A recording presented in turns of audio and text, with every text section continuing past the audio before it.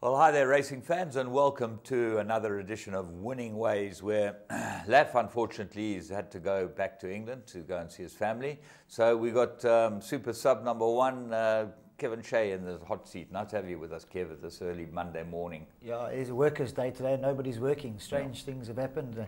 But yeah, it's good to be here. James, we've had a feast of sport this weekend. I mean, it's just been mind-blowing. If this is the beginning of Champions season and what's to come in Europe and Hong Kong, and that, if you're a race goer, this is what life is all about. Well, we always start the show talking about a little bit of sport, and your team, I see, couldn't even beat the champions-elect Leicester City. It's their best game they've had. They drew with the champions-elect. I mean, that's their best game. But I've got to be honest, in my heart, even before the game yesterday, I was hoping Leicester could put it to bed, even if we'll take a knock. I'm not prepared. We've got the FA Cup, and if we can maybe just scrape into fourth for Champions League, it'll be fantastic. But yeah, 1-1. Where are you going to scrape into fourth? Well, you never know. You never know. Liverpool got a nice hiding yesterday. Man City, I thought there was going to be a cricket score. They lost 4-2. So things aren't going everybody's way. This year's league has been absolutely fascinating. It's been lovely to watch. There's been no domination by our side, and a side that was 5 minutes away from regulation, getting regulated last time, relegated. I mean, relegated, and now 2 points away from picking up the trophy. So, like Renari, the manager says, he says, I've got 17 players, and the big clubs have got 30s and 40s. They're hanging on. You can see they're playing with just pure spirit. You can see a bit of niggle getting to them now.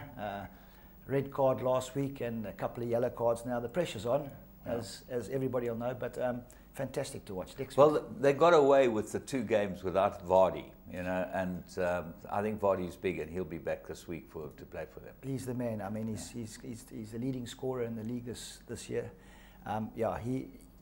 Those 2 games were quite important, and he'll be back. You'll see next week. Maybe they'll be lifting up, listening to the supporters in the crowd. We're going to win the league. That was 7 games ago. Now it's 2 games, but fantastic. It is very exciting. Yeah. But we've got a huge program ahead of us, because we've got a lot of racing here in KwaZulu-Natal, the start of the Champions season, and then we're going to dedicate your call to the big day at Turfentine, which was some type of day. You'll really enjoy it. Let's move on and go and have a look at our 3 to follow.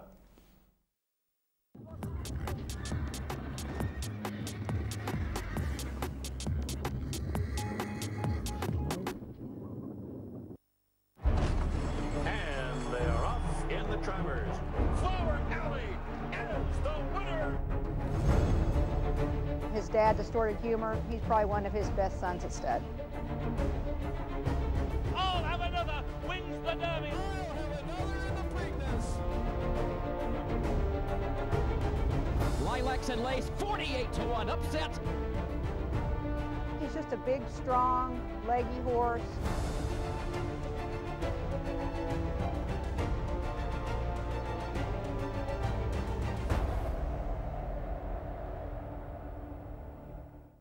Right, well, we're going to the first one of our 3 to follow. We're going to go to the Vaal on Thursday, and second race, we're going to go and have a look at Alec Laird's runner. In fact, Alec Laird features prominently on the show because he had 2 runners that we picked up, both first-timers. Maleficent in the Chris Gerber colours, and it was fancied, this daughter of Judd Pot. Let's go and pick her up at the start.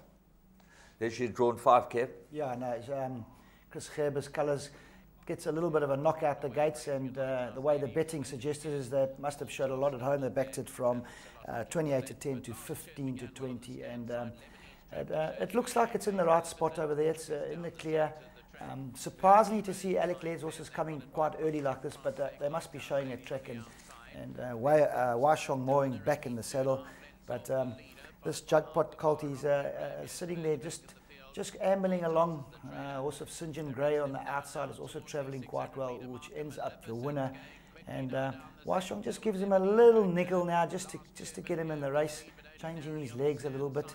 But it still looks like now that there's a chance of him really winning. But now Washong gets to work on him now. He's not quickening like they thought he would quicken. And the horse on the outside of St. John Gray's gets a little bit of a run on him. But here he comes. He comes under pressure. Washong's not hard on him. He gives him a smack or two. There's not too much of a response. Changes his stick to the left. And St. John Gray's got his measure there now. And you'll see Washong puts his stick down now and just gives him a little nudge at the end. Half length defeat. You know Alec Laird's horses, they really, really improve after one run.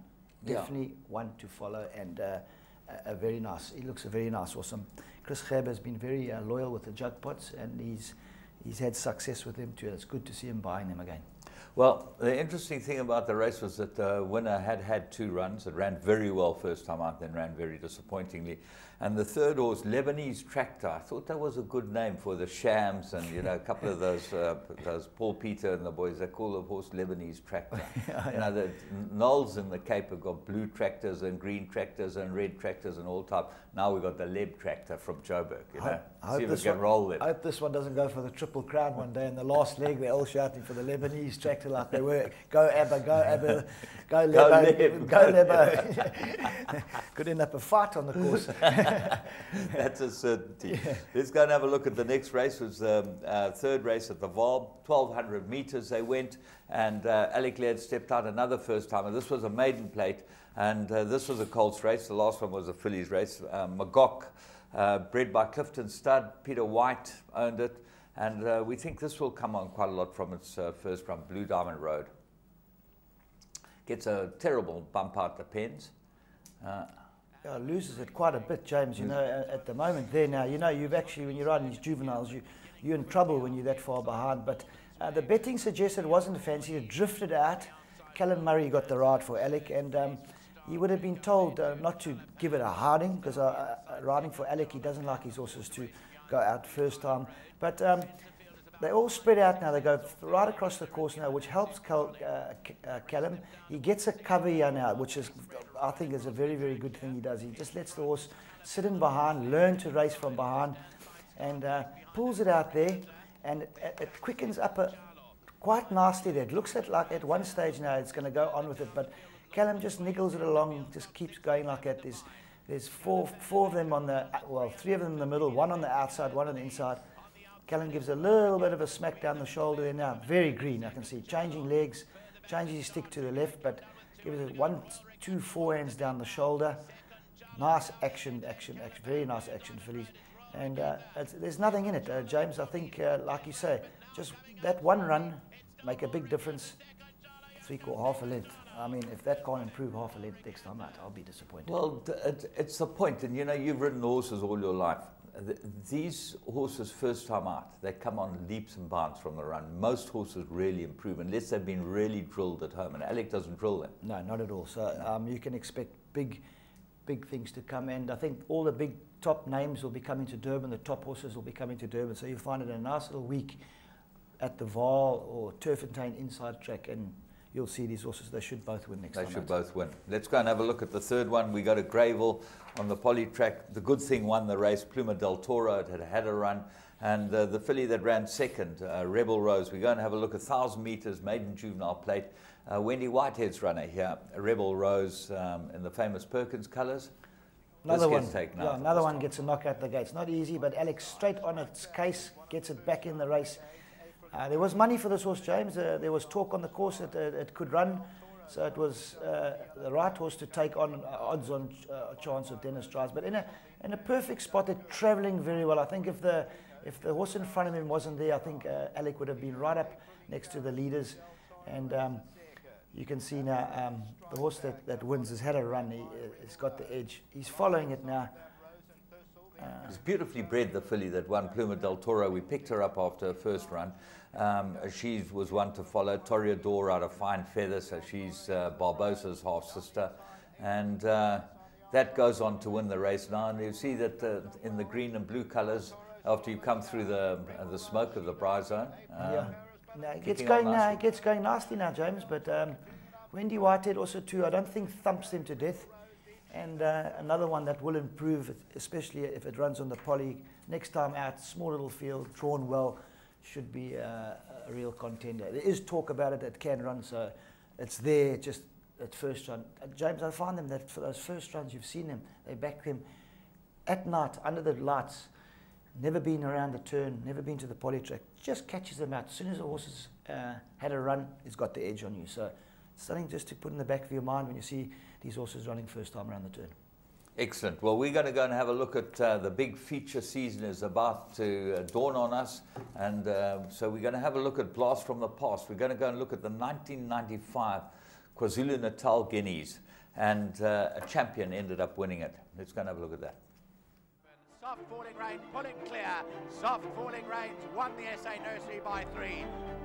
Racing in the 2000 Guineas. Gates fly and they're racing in the Godolphin Mile. They're off and racing. Weight didn't matter. Class tells, soft falling rain, much too good. Soft falling rain, an impressive Guineas winner. Soft falling rain is drawing clear.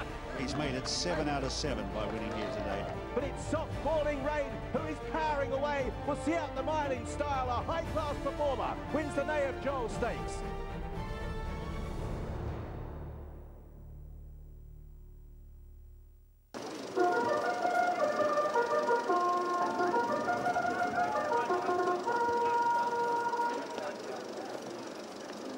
Grade 1 event, 1600 metres. Sent on their way. Secret Accord and Hawkeye began quickly. Naira, the orange sleeves, and Point of Honour are right there. As they settle down, the outsider Point of Honour. Shaky Ground is right there as well. Naira running second. Secret Accord a short head fourth. We go back on the far side of that. We've got La Mancha about 5 lengths off the leader. Royal Dilemma's passing horses early on, and Phantom Fun stuck between runners. Hawkeye now 6 lengths off them. Then Northern Host. Bushman Land, the gold cap, 6.5 lengths off the leader. We go back to Lord Lute. Here's National Emblem, third last. He looks like he's got Teal on his outside. They're the best part. It's 10, 11 lengths off the leader. Foreign Assault at the back of the Guineas field. Coming on to the 1,000, Point of Honour, these 2 lengths from Nahera. On the far side, we've got Shaky Ground, Secret Accord, the red cap along the fence. Royal Dilemma still passing runners to race third. Then came Hawkeye. They've been followed by La Mancha on the fence with the pink sleeves. Pelagos and Jeff Lloyd about 6 lengths off the leader. They've been followed by Phantom Fun, and then came Northern Host, Bushman Land, 7 to go. Then Lord Lute, Reese Van Vake's given National Emblem 8 to make up, and on his outside is Counteraction's also got many lengths to make up as Counteraction. Into the home run now, the South African Guineas, Point of Honour, the outside, and Nahera, the orange sleeves. Pelagos and Jeff Lloyd. Teal, the red and black, comes to the front, and Bushman Land. Teal, the red and black, Bushman Land, the stand side. Down the inside, National Emblem is fine with Reese Van Wyk. National Emblem eating up the ground at Teal on the stand side. Teal, National Emblem, here it comes. I would say Teal got there from National Emblem. And well, what a race. Teal raced 3 wide. National Emblem came from behind him. 2 great horses. Yeah, actually some serious horses in that race, James. And the pace they went and they turned for home, and he got a little bit of a bump. Teal, he was a pony. He was such a small little horse. He was 4 wide at stage, but Johnny Jurius pushed the button, just ran straight through them. Reese went up the inside, came from, I think, a little bit far back. But National Emblem went on to win great things after that and still run in the July as well. Huge race. We've got huge racing coming up. And have you got a thought for the July? No, everybody's saying, I went up with Anton Marcus to races yesterday, and we tried to discuss. So it's so early, nobody really knows. Is the top weight running? Is Abashiri running? Is this one running? Who's going to get in? What's going to happen? It's still, I think, very wide open, but we're going to see them start running now. We've got the Drill Stakes on the weekend. It's going to be fantastic. I think there's a couple of July runners in there, Legislate, so forth and so on, and we'll go from there. Right, well, that's it. We're going to go and have a little break because we've got to go and watch a race overseas, and we will be back with Plum of the Week.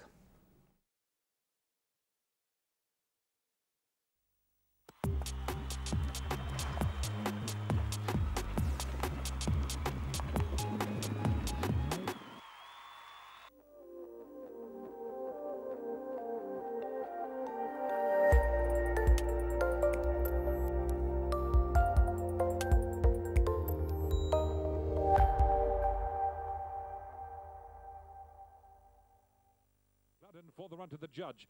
Head towards the 400.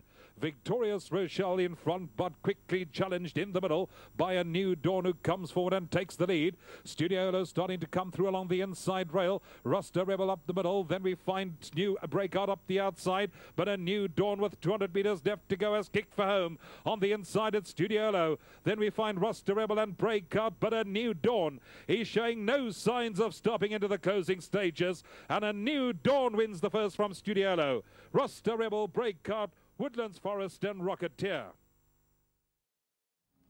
Well, we picked this one up as one to follow when it ran fourth first time out, and it was one to follow. You could have got on Interbet 7 to 10 about this horse, and what a way to start off your Saturday's racing.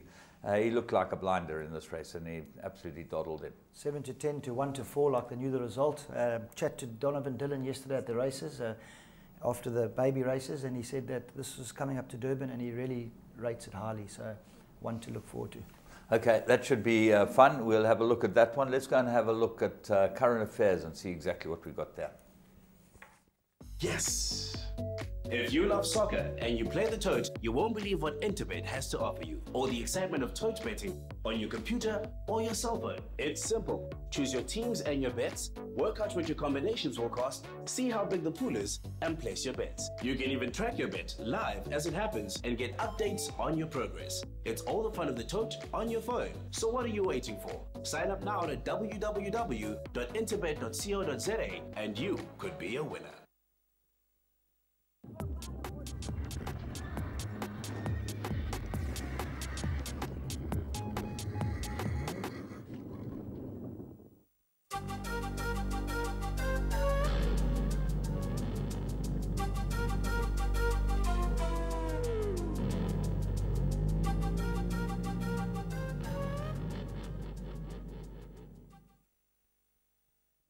Right, well, we got 3 big races from KwaZulu-Natal. We had racing at Scottsville, start of the big season.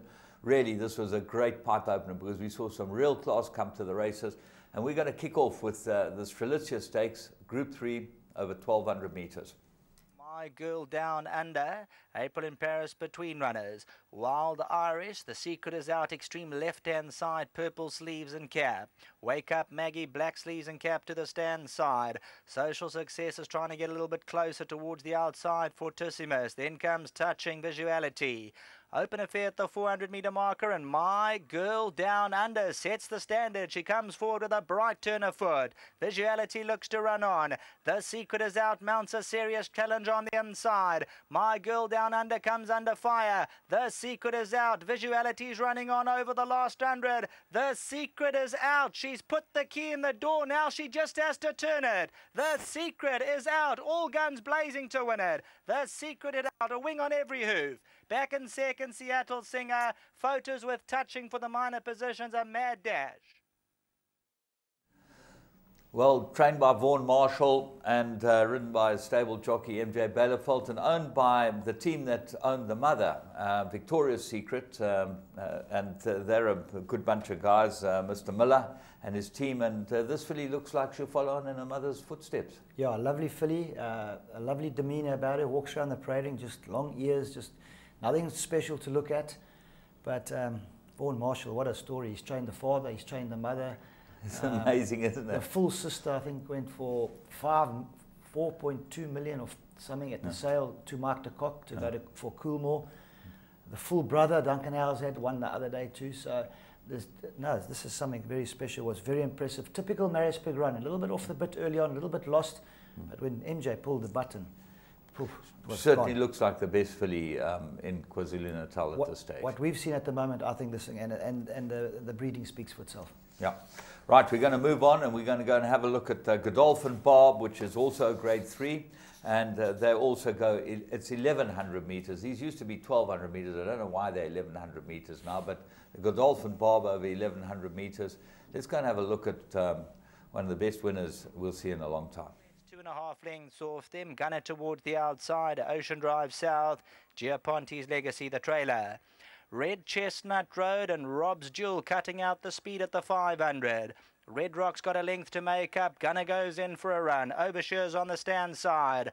Rob's Jewel in the yellow silks has his head in front. Red Chestnut Roads come under pressure towards the inside to quicken up. Rob's Jewel by a half. Red Chestnut Road now starting to rally. Red Rocks between them and Oversure. Red Chestnut Road, he's coming to the lead and he's finding more. He's building the last 100 metres. And here's the latest sensation in KwaZulu-Natal with a magical stride. Red Chestnut Road. Overshure's second, time to perfection, and then came Rob's Jewel. He's pulled it out.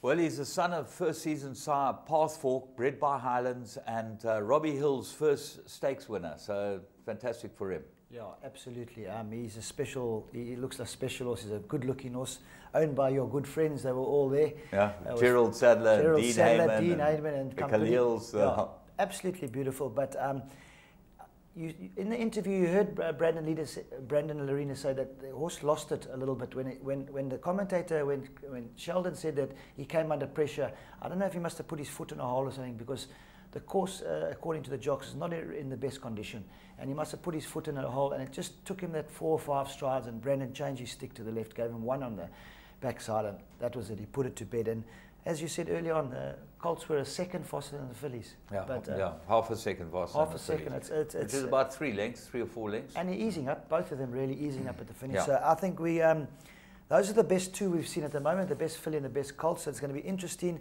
I mean, Sean Terry brought all those horses down that one first time out. There were a lot of talk about them in Joburg, and they were put to bed. Yeah. So I'm sure he's got stronger and more will come down, and horses have got need further and so forth and so on. But lovely to watch. Well done to Robbie and the team. I'm very, very happy for them. Yeah, it's fantastic. They're on their way now, and hopefully there'll be many more. Well, we've got the big day at Scottsville coming up, and I'm sure with the Alan Robertson and the Colts races, the 2 we've seen now are going to be favourites, and you're going to have to bring something, I think, quite special to beat them. Quite right. Let's go and move on and go and have a look at the Poinsettia Stakes. Group 3, this is for the fillies, Wait for Age.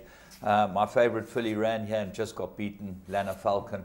But the winner won a very, very good race, came from the back of the field.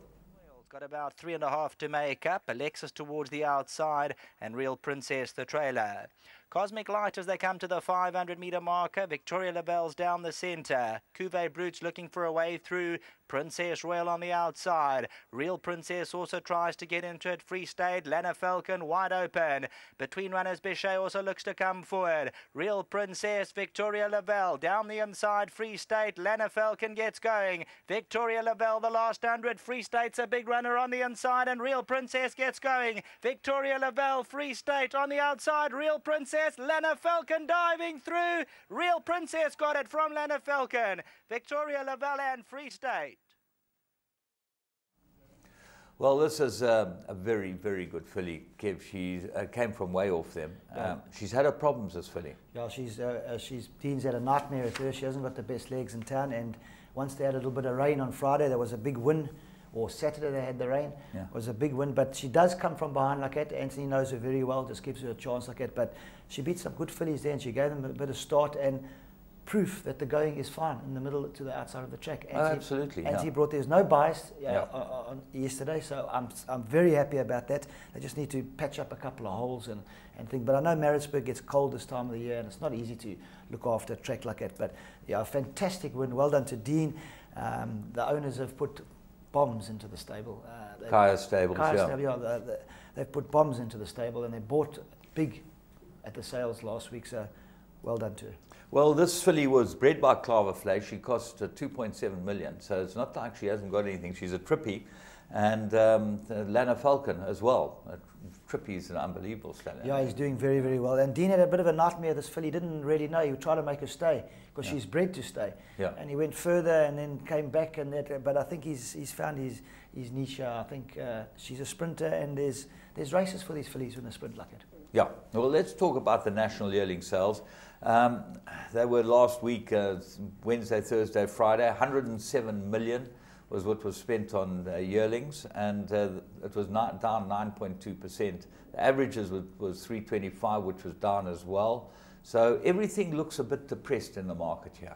Yeah, well, it is at the moment. Things are tight, as you know, James. You speak to top businessmen, and that the rand dollar hasn't helped these top guys. And things were down, but still, some beautiful animals, and you had to pay for the good ones, but I mean there are champions out there for the 250,000 market, and I'm looking forward to see some of these horses. Apparently everybody I spoke to just said the draft was absolutely magnificent, which is fantastic. It certainly was. Form Bloodstock, Jean Mulhoba, biggest buyers, they spent 19 million and an average of 738,000, which is, you know, when you're racing for 80,000 maidens, it's a lot of money. It's a lot of money, and they spent a lot of money in Australia as well. So that's the Sheikhs, Sheikh Hamdan and co, and Coolmore apparently jumped in on the bandwagon as well. So Mark has really got some powerful owners behind him, and I'm sure these horses are going to be overseas bound if they're any good. If they get here and go, they're going to be overseas bound to the good ones. So we maybe not see the best of them, but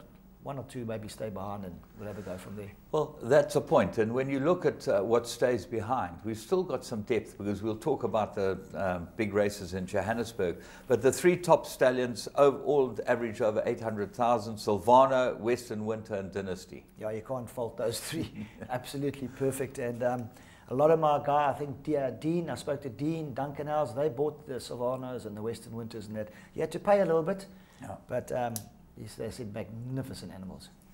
Let's move on. Kentucky Derby this weekend. The favourite and second favourite both by Uncle Mo.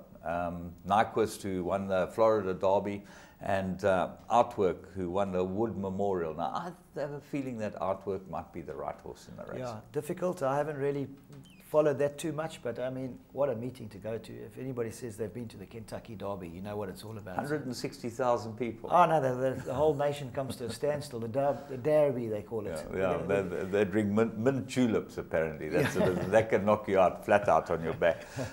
Big racing in England, 1,000 guineas. Perfect. Aidan O'Brien, he had 250 Group 1s. I mean, wow, some guys don't even have 250 winners. and the 1,000 guineas, you run 1, 2, 3.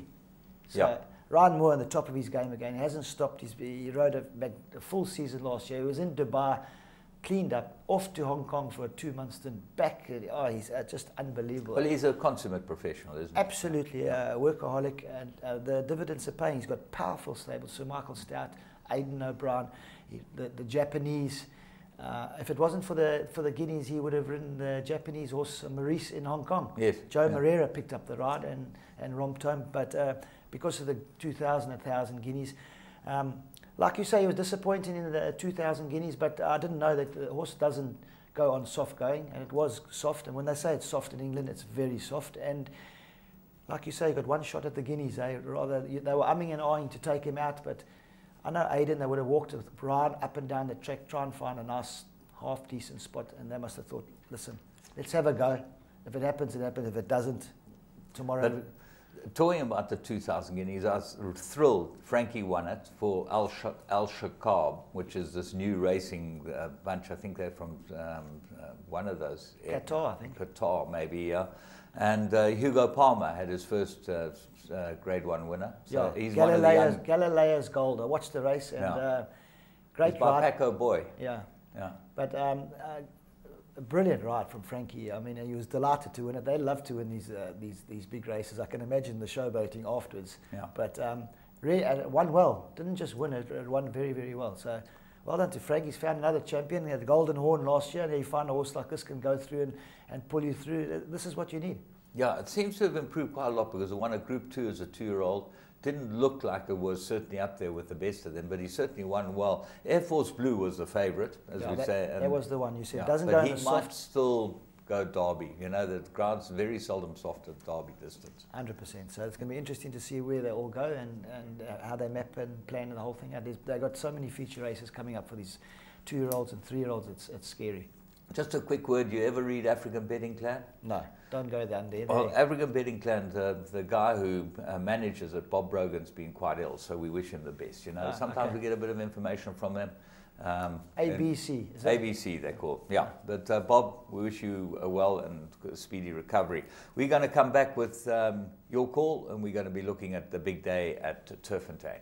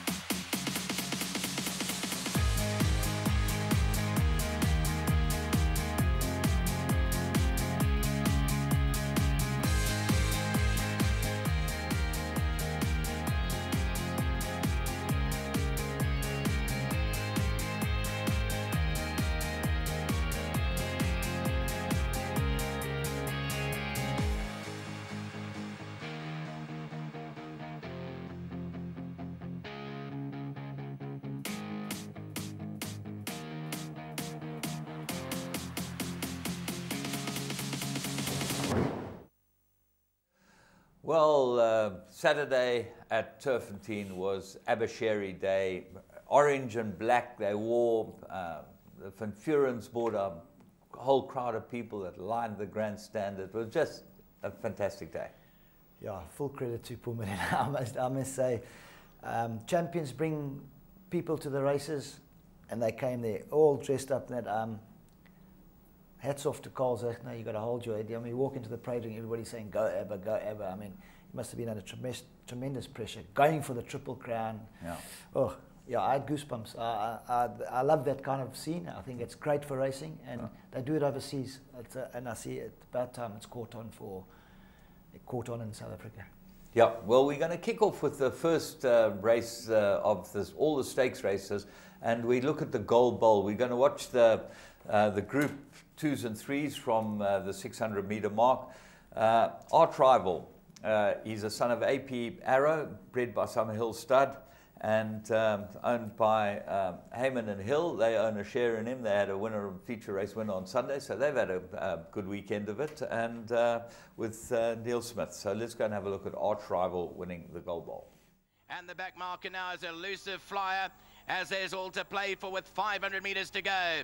Savage Wind down the inside. Storm Warning moves up. Fortune Fella towards the outside. Cool Chardonnay and Smart Martyr in the race. And Arch Rival's got 2 to go, followed by Fricky. 300 meters to go. Storm Warning strikes the front with Cool Chardonnay. Between runners, Arch Rival is running on strongly. Then comes Smart Mart. In beyond that, Fortune Fella. 200 to go. Cool Chardonnay, Storm Warning. Between them is Arch Rival, who's finishing strongly. And Arch Rival has got to the front to win the Gold Bowl. Arch Rival wins it in orange and black again. Second placing, Cool Chardonnay. Third placing down the inside was Storm Warning.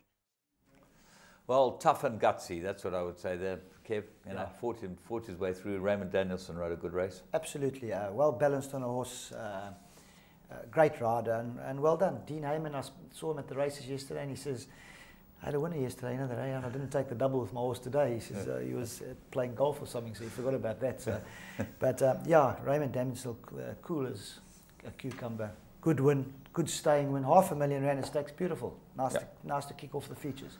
Right, we're going to move on and have a look at the next one, which is the South African Fillies Nursery. Now, the horse that was all the rage here was Exquisite Touch. Well, it got well beaten, and well beaten by one of the Mike de Kock blue and yellow machine, and that was Fusa, the Australian bred. Is about 6 lengths off the leader with Pinot Var. Further back, and My Funny Valentine is at the back end as they approach the 600-meter marker. In front now is Pool Party's gone about 1.5 lengths clear. Exquisite Touch is down the outside. Electric Lady Fursa. Then comes Cyber Magic behind those Rebels. Diamond My Funny Valentine. 300 meters left to go. Exquisite Touch, and Fursa has come home strongly on the outside now. Fursa's gone past Exquisite Touch. My Funny Valentine runs on towards their inside. Then Pool Party. Fursa with 150 to go. My Funny Valentine. Then only Exquisite Touch, but it's Fursa going strongly here from My Funny Valentine in the Fillies Nursery. And Fursa's going to get there. Fursa wins it. From in second, My Funny Valentine. Arissa flew up for third. And Exquisite Touch is running. Well, it certainly was a good win from this filly. She stayed on better than anything else. First, I'm going to compliment Callum Murray. He jumped this filly out, he sat it in behind, tracked the horse, pulled it out, it pulled the trigger, it went through them. He never panicked, balanced, gave it 2 smacks, put his stick down in a feature race like that for up-and-coming jog. I'm going to give full credit to Callum Murray. There was an absolutely magnificent ride. No panic stations, no stick, no go mad. Just steered it home, and it won a good race. I think this is one you just keep an eye on this. I'm sure Michael sent it to Durban. Well, she's by hard spun. She's bred to go a lot further than Absolutely, that's what I liked about her. Yeah, she certainly won a good race. We're going to move on and have a look at the SA Nursery Grade 1. The interesting thing was that Sean Terry ran a filly here rather than run in the Fillies Nursery, but he had others in the Fillies Nursery, and he probably thought that he had the ammunition to win both. But this filly won a very, very good race. A bit worried about her at the pull-up, Kev. We'll have a look at her at the pull-up and see what happened. I didn't like the way she pulled up at all. Her head came up, yeah. Is quickly into stride along the inside from He's a Var. Approval Mode and Double Appeal with Outshine racing 2.5 lengths off the leader. Then comes Cloth of Cloud racing about 4 off them. Alongside that is Rightful King. Further back to Janubi, and the back markers Chili Con Carne. There's about 6 lengths covering the field in the SA Nursery. Now as they run towards the 700-metre mark, and it's Riverine that leads them. From along the inside, He's a Var, 3 lengths away on the outside. Rightful King has started an early move. Then comes behind that Double Appeal. Cloth of Cloud has got 5 lengths to make up Outshine. Behind that Approval Mode, Janubi and Chili Con Carne. 350 to go. And in front is Riverine is kicked 2 lengths clear of He's a Var. Further back, Cloth of Cloud is now starting to peg them back. In behind that Double Appeal. Riverine the one to get to. Cloth of Cloud is finishing strongly down the inside. Cloth of Cloud is coming the best of all down the inside, and Cloth of Cloud has swept past them. This is a champion, Cloth of Cloud a length. Second Riverine, third Double Appeal, and fourth placing will go to Outshine. Then came Chili. Well, she's a daughter of Captain Al, out of a fantastic mare that the Beck brought into this country, Graham Beck, our Table Mountain, bred by Highland. She's a 2.2 million rand yearling, and she came from a way back. Yeah, nice filly, I think.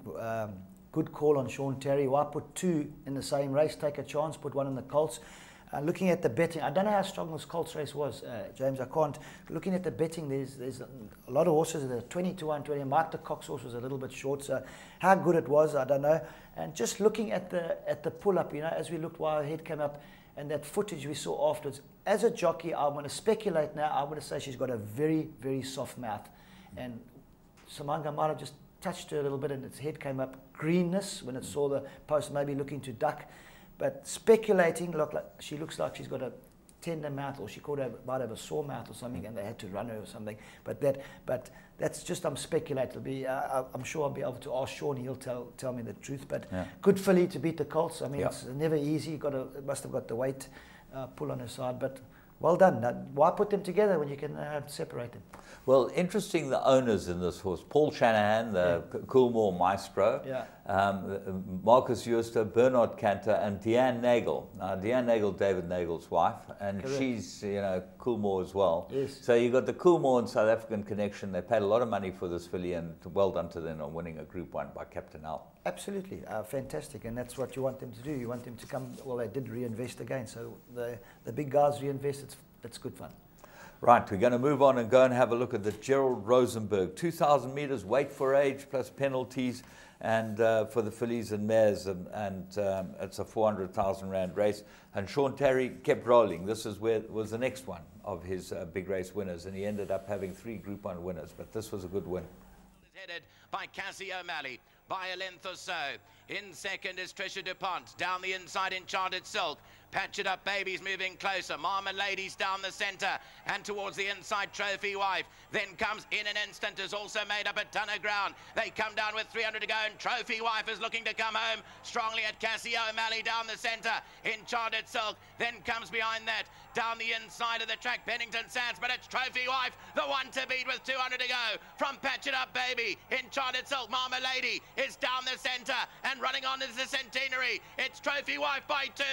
3 lengths. On the outside is the Centenary. Trophy Wife is hanging on from the Centenary, and Trophy Wife has beaten the Centenary. Patch It Up Baby third, Marmalady fourth. Then came She's a Dragon. Well, owner Chris Fanica having a wonderful season. Vilgabos Drift bred this one by Tiger Ridge out of My Squeezer, beautifully named. Trophy Wife out of My Squeezer, quite well named. Yeah, absolutely. The Sean Terry show goes on. I mean, fantastic. I thought the second horse, the Centenary, ran a very good race, but Shamanga riding at the top of his game. He's got these Group 1s, when I say group, he's got the feature races on the right horses, and he's giving them good rides. Yeah. Well, talk about guys giving horses good rides. Let's go and have a look at the next one, which was third leg of the Triple Tiara, the SA Oaks. Unfortunately, this filly won the second leg for Roland Barr, and she now went and won the third leg as well, and she won it extremely easily. Judd Pot filly, Juxtaposed. Let's go and have a look at her winning the South African Oaks. On the outside of runners. Persian Rug gets a niggle or two. Then Princess Verunia, she's also under a squeeze. AP's Liliet there inside. Christmas Carol begins to tighten up. She's going past a few up the inside rail. Then comes Estimation and Juxtapose bang in the middle of the course. Has to have a chance as well, but Zafira goes for home. And Zafira's a length clear. Second place Peggy J had to snatch back. And Juxtapose in the middle of the course is producing a massive finish. Then comes Christmas Carol. Zafira's hard ridden. And Juxtapose looks the one to be on. Peggy J's in between them, and Fortissima on the outside is also running on, but Juxtapose is the leader into the closing stages, and her classic win was no fluke. She's top class. Juxtapose wins. Fortissima's second. Third goes to Peggy J, then Zafira. Well, fantastic. Stanley Ferreira, and I had second stakes winner in a couple of weeks with the same filly. Kept this filly rolling nicely. Yeah, good old Stanley. Chase Majon, he's given him a chance. James, I noticed they went very early at the top of the straight. It's Turfentine, and they were gone. Yeah. And the winners and the second horse came from 3/4 of the way back. They went very early. They got to the 400. The guys have been going at them at 150 meters. So difficult to oppose it. I thought they went quite quick earlier on. And they went early, and those front horses just fell in a hole, and there comes the winners, come from 3/4 of the way back. Well, the second filly, she's a nice filly by Fort Wood. She didn't look like she has the class of this lot, but she's late maturing, and obviously Joe Sommer put her in because he thought that he could win it, and ran a cracking good race to run second in the Oaks. But take nothing away from the winner. Nothing. The Bowers, you know, they're no nicer people to have in racing. They've been long time supporters of Stanley Ferreira. In his first trip to the training ranks, yes, they were big patrons of his. And they've just carried on. They are as staunch as can be. It was great to see them at the sales. Hopefully they bought some nice horses, and a wonderful win for them. Fantastic. Well done, Stanley. Right, let's go and have a look at the computer form sprint. And Juxtapose was bred by Fast Fontaine. We're going to know the breeders, otherwise, you know, we're going to aggravate someone. So let's make sure that we don't do that. Computer form sprint, grade 1, 1,000 meters. This was an absolute doddle for Sean Terry and Carry On Alice. All set, and the speed is on. Daring Dave a length slow. Talk to the Stars also missed it by a length. Musket was out in a flash, so too was Blizzard Bell, and Belong to Me, the red sleeves towards the outside, is joined by Trip Tease, Carry On Alice, and the yellow sleeves and purple cap races just behind the leading group. Over towards the extreme inside is Tar Heel, Copper Parade just behind those, and Splendid Gardens in the clear in the orange and black, and 3 lengths off the leader. Graduation Day dives in. Then comes Move Feed, Vincente's about 6 off the leader. Barbosa's next best. Talk to the Stars and Daring Dave is losing touch into the final 300 meters, and Trip T's hard up on the outside as a narrow lead, but Carry On Alice is all over him. Carry On Alice into the final 150 meters, goes past them with a wet sail. What a performance this is. It's on for second. Talk to the Stars. Trip T's far up minor money, 10 out of 10. Carry On Alice breaks their hearts again. Talk to the Stars second. Third is close. Trip T's and Barbosa. Well, Captain Al's daughter, bred by Clava Flay, what a filly this is. And she was third last going through the 800 meter mark. Doddled with him. Lovely lead, 2 horses going flat out in front of them. They never went together. Shamanga through the 400 could hardly steady it, and through the 300 he just let it go. But this was breathtaking. I thought this was, on the day besides Abashiri, I thought this was the most impressive. And again, the Sean Terry and Shamanga show carries on, and all the owners were there to enjoy as well. So absolutely fantastic, and she is a good filly. Good luck to Kuni de Beer. Yep. He brought that horse down here to run in a Pinnacle plate, and I think about 6 months ago. Cheeky bugger. Yeah. And came down here and absolutely cantered in, and then has been to Cape Town and has run pretty well there. But Carry On Alice, 55.74 the time. Yeah, that's a serious time. Serious quick time. But we're going to move on, and we're going to have a look at the big race, the SA Derby. This is what everyone went for. Could this horse win the Triple Crown? Well, it turned out to be a horse race of horse races, and that he did win was a testament and credit to all the connections. And certainly, as far as the owners are concerned, people that have been in for this shorter time, it is absolutely wonderful. They've spent a lot of money, the Finfurans, And not only that, they have had 100% faith in Michael Azzi, which is incredible in this business, and they deserve everything they get. Let's go and have a look at the SA Derby from the start. Until glory, and they racing away with Bankable Teddy, 2 lengths slow at the start. Premier Chance, Miller's World, and Scheme of Things, the first 3 to break out, but Premier Chance goes off to the front. Miller's World's a fighter at the rail in second. Scheme of Things races 1 off, and that now edges into that second spot, and Trip to Paradise is on the move on the outside of runners and racing closer to the front. Then comes Kenan, who's locked in a position at the rail. Stebbins alongside him, 1.5 lengths away to the slow starting Bankable Teddy, Jubilee Lan. They together, they 8 lengths off the leader. Abashir has only 2 behind. They Rocket Ball and Samurai Blade, but there's an honest gallop past the 1800 meters mark, and Stable Companion to Abashiri is out there doing what he's been sent out to do. He's setting the pace, a Scheme of Things. He's 1 length in front. Premier Chance is second. Trip to Paradise worked hard to go up and race in that 3rd position, with Miller's World against the rail in 4th in the all blue. 3 lengths away to Kenan. He's 5th. Stebbins is 6th. 7th place is Bankable Teddy and Jubilee Lan. They sharing that position. Abashiri in the orange sleeves and cap still has only 2 behind. He's about 12 lengths off the leader. Rocket Ball and Samurai Blade are the 2 that drop at the back of the field as they move away towards the 1200 meters area, and Scheme of Things goes a little bit further clear. It's 2 lengths in front of rank outsider Trip to Paradise in second. Premier Chance races away in 3rd in the silver and blue hoops. 2 lengths back to Miller's World in the all blue. Kenan and Stebbins, they still together. Jubilee Lan and Bankable Teddy, they 10 lengths off the leader. Rocket Ball edges in front of Abashiri. He now has only 1 behind, and that is Samurai Blade. The finish line is within sight, and Scheme of Things will guard them for home. Over Trip to Paradise, who's second. Premier Chance, Miller's World, Stebbins. Kenan goes up towards the inside, and Abashiri is towards the outside rail, and he's moving forward with authority into the final 500 meters. Rocket Ball is in front. Stebbins is second. Abashiri's in the picture, and here we go. Abashiri in front. He's got 300 meters left to go. Rocket Ball's running a huge race in the middle. Then comes Stebbins. They followed by Jubilee Lan. 200 meters left to go. Abashiri's 2 lengths in front of Rocket Ball. Then comes Samurai Blade. It's Abashiri. He's within sight. He's within reach. Rocket Ball second. Abashiri, a Rocket Ball. Here it comes. Abashiri! Abashiri's beaten Rocket Ball. Samurai Blade 3rd. Stebbins was 4th. South African racing has a new superstar, and his name is...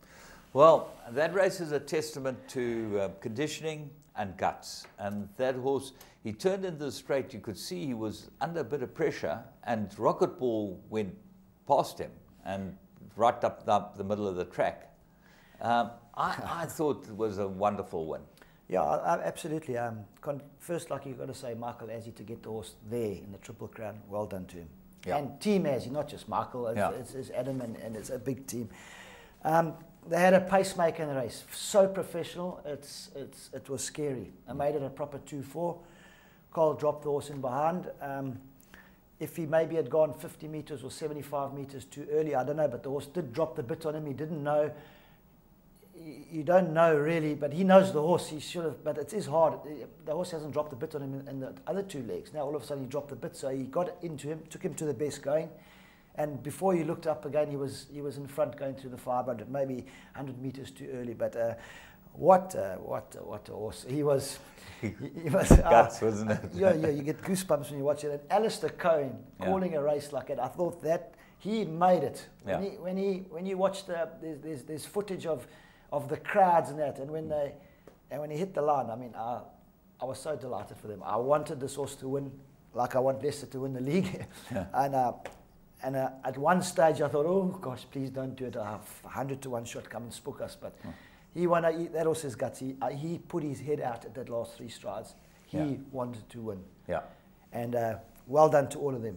The Van Furens, the Azzies, Carl Zechner. You could just see the relief afterwards. It's a hell of a pressure for a jockey, but very professional of Mike Azzi, what he'd done. Pacemaker, drop the horse in behind, make it a true run race, let the best horse win, which happened. The best horse won. Yeah. Well done, guys. Yeah. Gavin Finzel's horse covered himself in glory by running second. You ran must a cracking good you race. Must be only too happy about that. I mean, we've had 3 Triple Crown winners. Yeah. Michael de Kock, Jeff Woodruff, and Michael Azzi. You've got to be a top trainer and conditioner and have a big team behind you to get to that position. Yeah. There's no doubt. Well And Abashiri, well, he's a Go deputy. He's bred by Lammerskral. They were very, very good. They went and bought a lot of Lammerskral horses at the National Yearling Sales, the Fanfurans. This year. Obviously the connection, the tie-up, let's go and buy their horses. He won a Triple Crown. Fantastic. Well done. Well and done. they hadn't won the Triple Crown yet. No. So, it was just yeah. incredible. But then we move on to the Champions Challenge, which was a little overshadowed by the Triple Crown, but it was won by the best horse in South Africa in the most consummate ease. So let's go and have a look at that from the start. 4 million rand race from the start, 2,000 meters. Champions Challenge. They all set. Gates crash open, and they are racing away with Judicial and Kulua Castle slow off the mark. A whole wave from outside draws going forward. Stonehenge is the one in front in the early stages and clears away by a length and a half. Deputy Judd is in second. Then comes Captain America, who's third. French Navy now slots in one off the rail in the blue and red colours, and Brazuca is a further length away. Legal Eagle slips past him, and he's now racing in 5th position and trying to get even closer. Inara's midfield. Mac Delago's a bit of a fighter in the silver and blue hoops, with Africa Burn a further length back. Trading Profit is giving the leaders about 10 lengths start. Judicial, then came Halve the Deficit, and Kulua Castle is out at the back of the field. They've taken the corner turn. They have just over 1,200 metres left to go, and Stonehenge is setting up an honest gallop. He's 1.5 lengths in front. Captain America has been given the run of the race in second. Third position is Deputy Judd in the orange sleeves and cap. Legal Eagles in 4th. He's just 3 lengths off the leader. French Navy's a further length behind him, and Brazuca is 1 off the rail. Inara and Mac Delago, they travel together, and they're around 7 lengths off the leader. A further 2 lengths away, then we found Trading Profit, joined by Africa Burn in the black and red colours. After these ones is Halve the Deficit, then comes Kulua Castle, and finally Judicial. They off the false rail, just over 600 metres left to go. Stonehenge feels pressure from Captain America, and Legal Eagle has worked up into third. Brazuca is getting a move on. Then comes Deputy Judd, Inara and Mac Delago, with French Navy further back. 400 metres left to go. It's Legal Eagle who's taken the lead, but there's pressure from Brazuca. Captain America's on the retreat. Mac Delago, French Navy are next. There's 200 metres left to go. Legal Eagle, Brazuca's nagging away. 3 lengths away to French Navy, but Legal Eagle's given a kick. He's a length and a half in front of Brazuca and French Navy. Legal Eagle, no debate. He's won again. Legal Eagle, top class. Second goes to French Navy. Then came Brazuca, Mac Delago and Judicial. Well, the Son of Gray's Inn, bred by Aventure, just completely demolishes them again. And he's got to be the best horse around. He is by far. His rating speaks for itself. But Anton Mark is true that professionally is. I mean, when you talk about a jockey giving a horse every chance when he's the best horse in the race, and that sat at 5 lengths behind them on the bit, sit and wait through the 400. Come guys, come and fetch me. Yeah. The best horses wins. They were an absolute world-class ride from Anton. But Sean Terry as well kept the horse ticking over to you. He's a superstar, there's no doubt about it. He's a Turfentine horse, I can tell you that now. He's run his best races at Turfentine. And but he was stiff in the July last year, wasn't he? He was a bit unlucky. This horse would be very hard to beat in the July, certainly with compressed weights. Well, if the weights are compressed, I mean, he'll carry the 60. Yeah. If he runs or not, nobody will know. But yeah, he is the right horse. He was stiff in the July last year, but I think he had 52.5 or 53 last year. Mm. And he did get cleaned up in the straight. There was a lot of interference in that. But yeah, interesting to see. Abashiri, Legal Eagle, these are the top 2 in the July betting and weights at the moment. If they both had to come out, can you imagine? We'll be starting. It'll be interesting. We'll have an 8 or 10 to 1 favourite for the July. Yeah. Well, there are lots of horses that have thrown their hats into the ring. I still believe this horse is probably the best. French Navy. ran a cracking good race in second. He looks like he's coming back to himself, and he actually might be the right horse in the July. Well, if you look at the handicaps, I mean at the merit rating, French Navy is a 115 and a 120. Yeah. So he's 5 pounds. It's 2.5 kilos. So you get 57.5. Well, it depends how they end up doing the weights for the July. It's quite interesting to see, but he might be a big runner in the July this year, French Navy. I know that he was prepped for this race, but things didn't go according to plan. Legal ended up being the right horse. Of the rest, Brazuca, very nice 3-year-old. He's always there or thereabouts. Yeah, he keeps bumping these top ones. But I mean, what a day for Sean Terry. I think 3 Group 1s. 3 Group. I think he earned 4.8 million in stakes on the day. I mean, that is some serious money just for one day's hard work. I know it's a big day, but some trainers don't earn that in a season. Sean, I'm not mentioning names, but talk about us. You're looking at one, yeah. It's serious money, but I mean, this is what happens when you got these kind of horses, and you can run first and second in races and top. It's not easy. Tell me when you've got to prepare these horses and aim them at races, and it's I take my hat off to you guys. It's a headache of a job, and with Sean with so many good ones, and even worse, like you say, you got a duck here, go for the Colts here, that ends up winning, and Philly's there and lets them down, and well done, Sean. He's really done a great job, Sean. He's going to be champion trainer today. Great guy. This year. A good man, guy. Very good man. And the best chap on the golf course. Pays well. Pays like a paymaster. You can afford to when you're winning all these races. So I won all these races. I'll also be paying well. Let's go and have a look at race 10. That was the sort of finale. It was a Camellia Stakes, grade 2. They went to 1,200 meters, 1,160 meters, or 1,200 as it is at Turpentine. And Lucky Hoodlarkus, Ian Sturgeon, they picked up a winner on the day. Fantastic for them. And this filly, Joan Ranger, ended up winning. Quinter and Mela Marie, a little to choose between these two. Easy game at their inside, makes it a line of 3. Then Joan Ranger, Killer Weir. Laser Star still got 6 to make up. Heaps of Fun is alongside her. Tiger's Touch still got 7 lengths to go. They have 300 meters left to the line. Joan Ranger starts to tighten up. Then Killer Weir. Further back to Heaps of Fun in between them. She's starting to come alive with Laser Star, but it's Joan Ranger in the lead. She's got a 2-length advantage into the closing stages, and Joan Ranger has won. Second goes to Killer Weir, just ahead of Heaps of Fun. Then came Laser Star.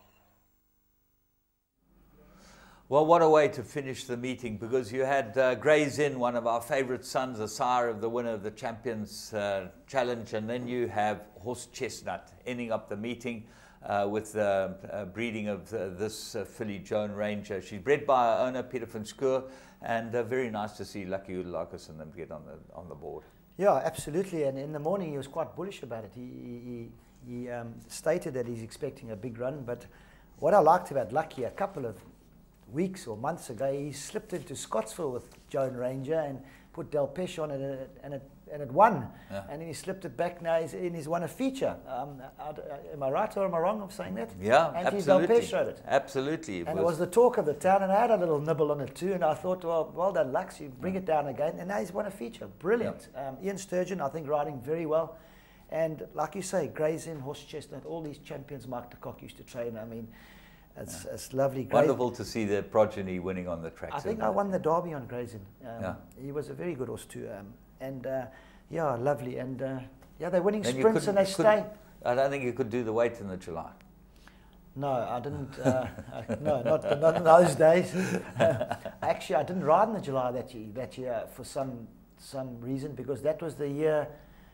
Or did I? That was the year Yardarm ran. 2004, yeah. Yardarm ran. I remember sitting watching the race with Laff doing a commentary on it. I was injured or something. I didn't have a ride there. I never rode in the meeting, so I can't remember exactly why. But I remember watching the race, and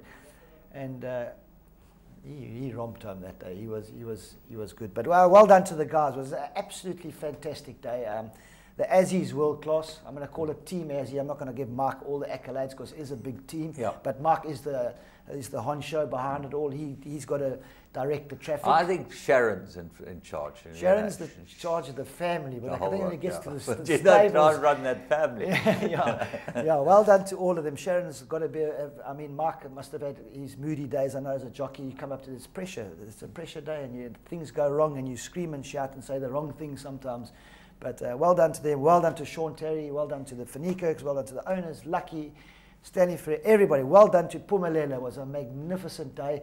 And I wish we could have racing like that every week, and racing was booming like that, and there was money to be thrown at owners.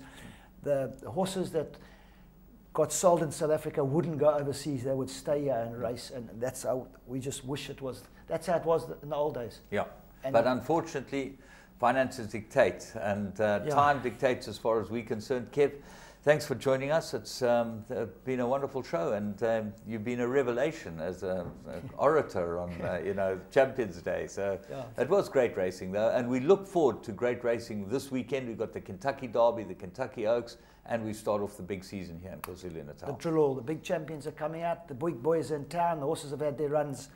Come, guys, get ready for this. This is going to be. I think this is going to be the best champion season we've had for a long time. The best champion season ever is what we think it's going to be. Don't miss it, and join us again next week. We'll be talking all about what's going on. We hope you have a fantastic week's racing, and we're going to enjoy every bit of it.